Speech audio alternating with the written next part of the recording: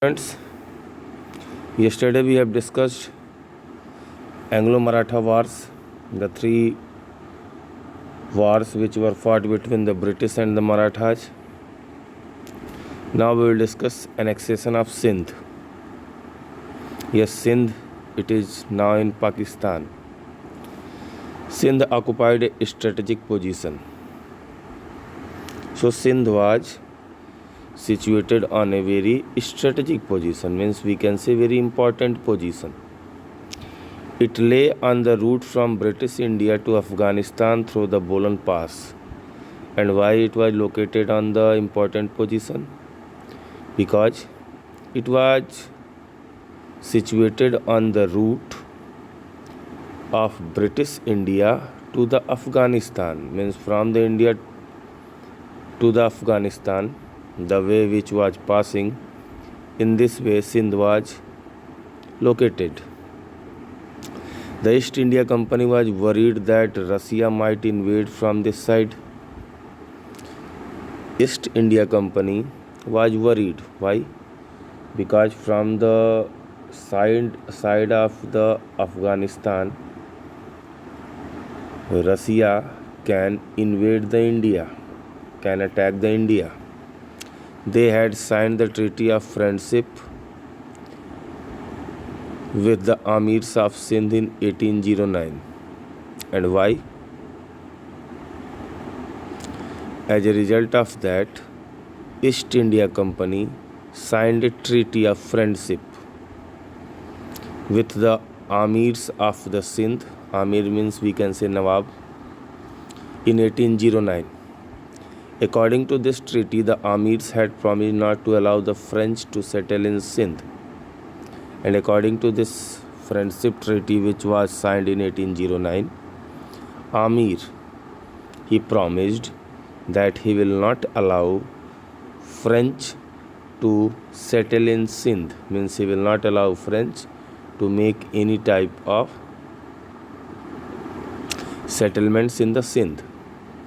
Another treaty was signed in 1832 which gave a free passage to the British merchants through Sindh. One more treaty was signed. It was signed in 1832, and according to this treaty, British merchant can get the free passage from the Sindh. Means if any British merchant is moving from the Sindh, they have not to pay any type of tax. It was also agreed that no war vessel would pass through the Indus River. And it was also agreed, means it was also the agreement that any war vessel, means any ship which was being used for the war purpose, that can't pass through the Indus River. However, the British violated the terms of 1832 treaty and carried their armed forces through Sindh in their war against Afghanistan. They finally annexed Sindh in 1843. Yet the treaty was signed with the treaty which was signed in 1832. According to that, any war vessel should not move through the Indus River. But Britishers broken this treaty. Why? Because when a war led with the Afghanistan through the Indus River, British armies sent their naval forces, and finally in 1843 Sindh came under the control of the British. Now annexation of Punjab. Maharaja Ranjit Singh had considered number of misl into a kingdoms. So Maharaja Ranjit Singh, who was the king of the Sikh, he joined a lot of misl. Misl means we can say group. Yes, group of the people. So different groups of the people united together and formed a kingdom, and this was done by the Maharaja Ranjit Singh. He is regarded as the last of independent Indian rulers. It is believed that Maharaja Ranjit Singh was the last Indian ruler who was independent. After his death, Punjab could not remain independent for very long. After the death of Maharaja Ranjit Singh, Punjab can't be independent for the long time. The British took advantage of the instability in Punjab, and finally the Sikhs were defeated and Punjab came under the company rule in 1849. Britishers took the advantage of the instability, don't say instability, political instability of the Punjab, and finally Sikhs were defeated by the Britishers or by the East India Company, and Punjab came under the control of the East India Company in 1849. Now, doctrine of lapse. This was a policy which was followed by the Lord Dalhousie. So, Lord Dalhousie devised a policy known as the doctrine of lapse for annexing Indian states. Lord Dalhousie brought a policy that came to be known as the doctrine of lapse. And why this policy was introduced by the Lord Dalhousie? To annex the Indian states. He applied the policy to acquire hold over a number of states like Satara, Nagpur, Jhansi, Udaipur and Sambalpur. And why he applied this policy? Because by this policy he wanted to control a number of Indian states like the Satara, Nagpur, Jhansi, Udaipur and the Sambalpur. What was this policy? According to this policy, if a ruler of any dependent state died without leaving an heir, his state would lapse or go to the British. According to this policy, if any ruler who was dependent on the company, he died without any heir, means without any successor, means without any son, then his state will be annexed by the British. The East India Company had become the paramount power in India. Until that time, East India Company had become the supreme power in India. Dependent states could not pass on the power to the adopted son without the permission of the British. And as a result of this, those states who were dependent on the British, they can't give the power to the adopted son without the permission of the company. Now, annexation of Awadh. Awadh was annexed by Lord Dalhousie on the pretext that the Nawab was not able to rule it properly, but this created unrest among the Indian soldiers in the British army, as most of them belonged to Awadh. So, why was Awadh annexed by the Lord Dalhousie? Because he told that the ruler of the Awadh, means the Nawab of the Awadh, is not capable enough to govern the Awadh, and as a result of that he annexed Awadh. But as the company annexed Awadh, many Indian soldiers who were in the company, they became angry by the British. And why they became angry? Because maximum of them were belonging from the Awadh. This act made Lord Dalhousie very unpopular, and because of this act, or because of the annexation of the Awadh, Lord Dalhousie became very unpopular. The company acquired control over large territories in India by 1857 on one pretext or the other. Till the year of the 1857, by this or by that, East India Company acquired a large portion of the India. It exploited India economically as well as politically. After gaining control over the large territories of India, Britishers exploited it either economically or politically. They soon realized that to consolidate their hold over India, they had to strengthen their administrative structure. And very soon, Britishers recognized that if they want to strengthen their position, if they want to make their position strong in India, they have to control the administrative structure. Now, setting up a new administration. India was ruled by a private English company for the purpose of trade in eastern countries. As we are knowing, India was ruled by the East India Company, and that East India Company was a private company whose main aim was to trade in the East countries. The aim of the company was to increase its profit and to strengthen its hold over India. The main aim of the company was to increase its profit as well as to increase its position in the India. The British government gradually realized that the employees of the company were becoming rich by adopting unfair means, and it also feared that the company might interfere in British policies. Now, the British government realized that many employees of the company or many officials of the company are being rich. Why they are being rich? Because they were using the unfair means, and government realized that if they will be rich like this, then very soon they can interfere in the British policies. So, to regulate the company's activities, British government passed the Regulating Act of 1773. So, how the working of the company will go on?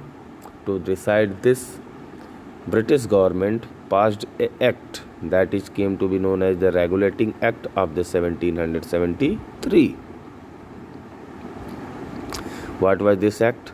Regulating Act of 1773. According to this act, Governor of Bengal became the Governor General of India. Means according to this act, who will be the Governor of the Bengal? He will be the Governor General of the India. Means whole India will be under the control of him. To help the Governor General, a council of 4 members was set up and decisions were taken by majority votes. And for the help of the Governor General, a council of the 4 members was elected, and any decision can be taken with the majority of the votes. The Supreme Court was set up at Calcutta. Supreme Court was set up in the Calcutta. The directors of the company were required to place before the ministry all correspondence relating to civil, military and revenue matters related to India.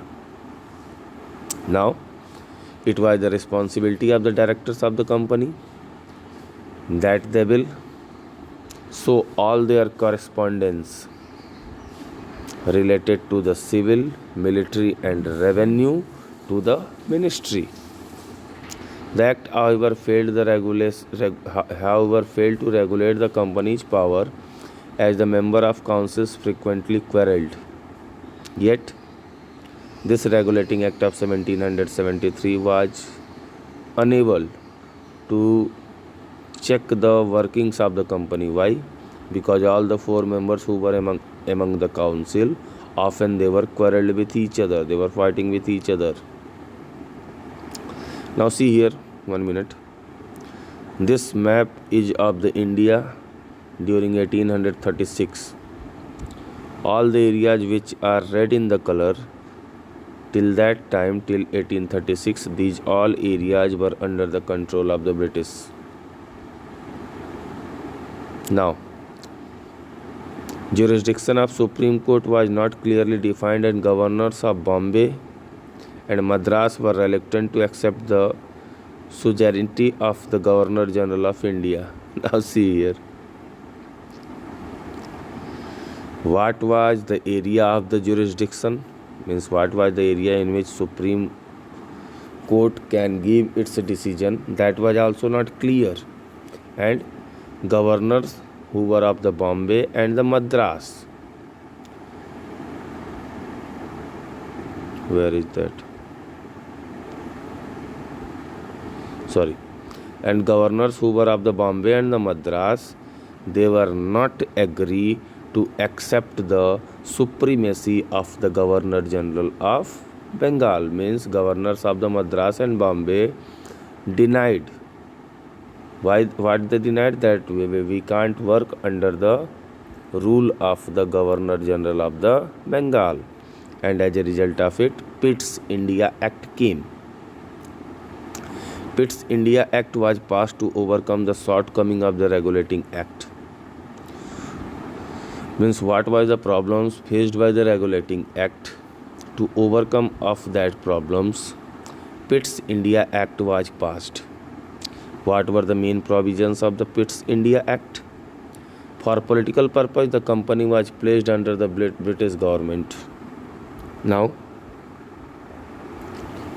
what political decisions can be taken for the purpose of India?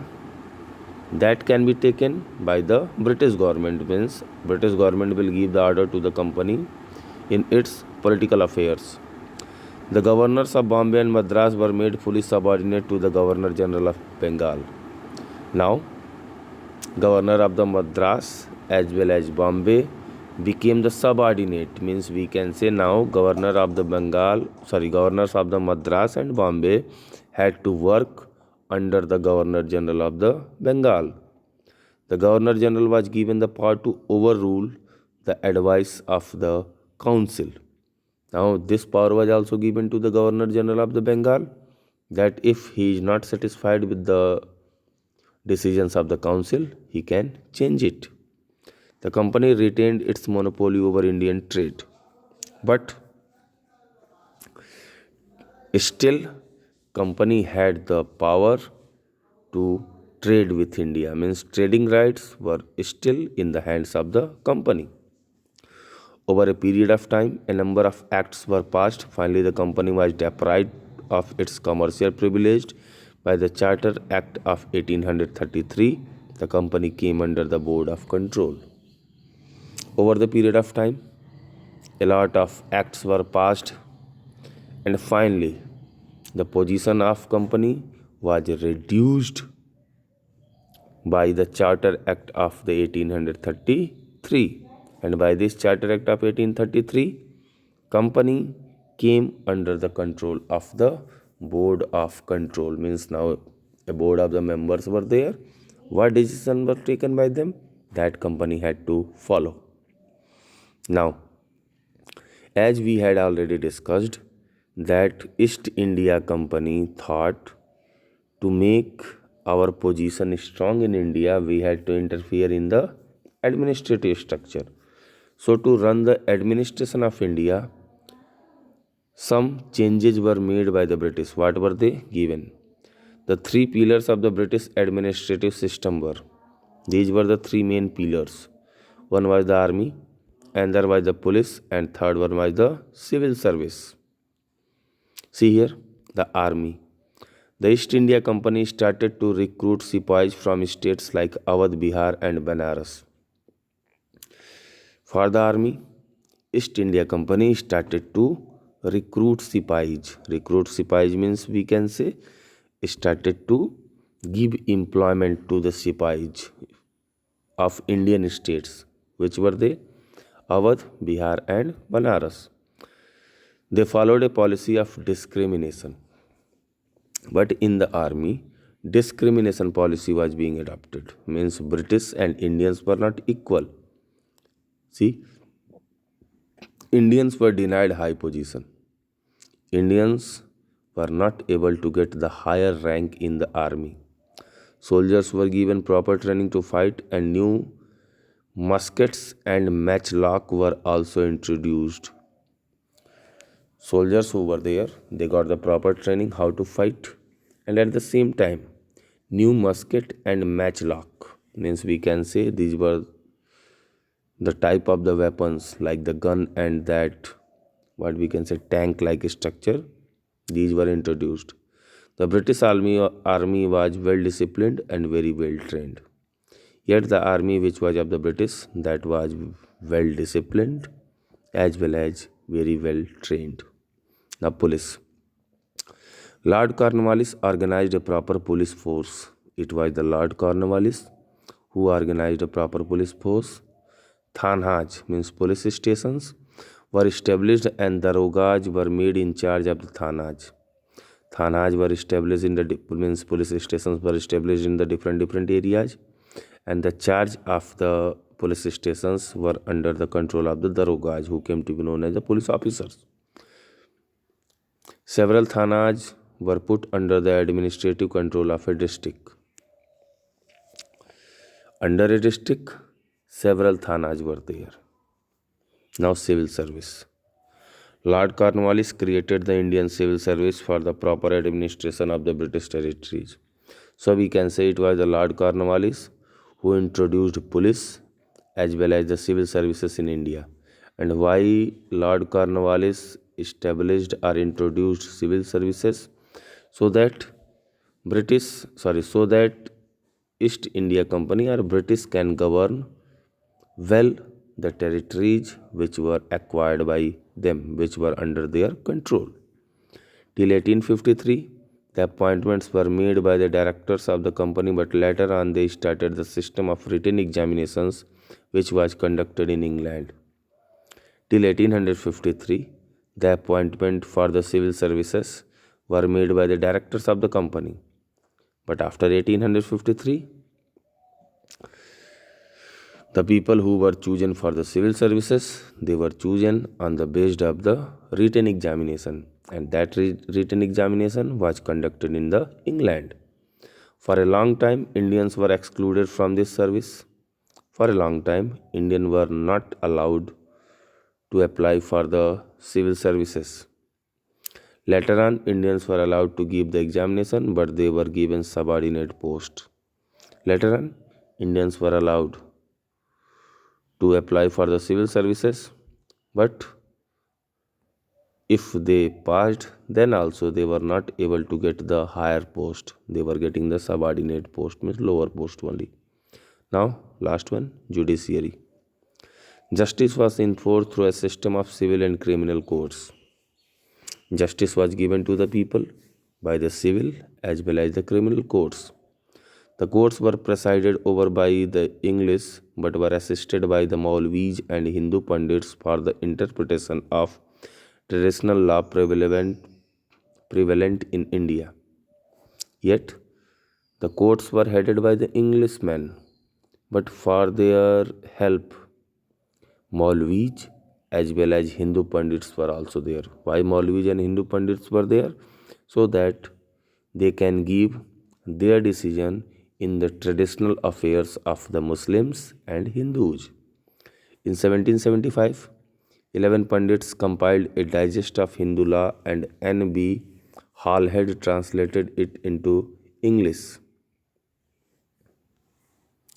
So, in 1775, 11 Hindu Pandits, they have given a summary of the Hindu laws, and that summary of the Hindu laws was translated into English by the N.B. Halhed. By the regulating act, over. So, my dear students, this was the end of the chapter. Bye bye.